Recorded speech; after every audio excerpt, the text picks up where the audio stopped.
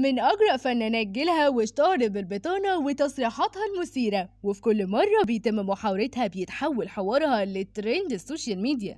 الفنانة رانيا يوسف أثارت جدل خلال الساعات الماضية بسبب تصريحاتها في برنامج كتاب الشهرة مع الإعلامي علي ياسين، واللي كالعادة بيوجه لضيفه عدة أسئلة والضيف يختار منهم الأنسب ليه. ففي البرنامج اتسألت رانيا عن حياتها الشخصية وعن تربية بناتها وعن آرائها الفنية، ومن ضمن الأسئلة دي اتخيرت بين 3 نجوم تمثل مع حد فيهم مشهد القبولات، والتلاتة دول كان أحمد عز ومحمد رمضان وتامر حسني. وكان رد رانيا الصادم للجمهور جدا، واللي قالت موافقة على التلاتة عشان ما يزعلوش، التلاتة عسل، هبوسكم انتوا التلاتة. وأضافت أنا عارفة أحمد عز على المستوى الشخصي، فخلاص أحمد مننا وعلينا، حلال عليك يا أحمد. وخلال البرنامج اتكلمت عن حياتها الشخصية وكشفت إنها اتجوزت 3 مرات، وأول جوازة كانت من المنتج محمد مختار والد بناتها واللي أكبر منها ب25 سنة، لكن اتجوزته هروب من تحكمات والدتها وانفصلوا عن بعض بعد 12 سنة جواز. وقالت كمان إنها رافضة الجواز تماما، لكن في حد معجبة بيه وبيننا تلطيف.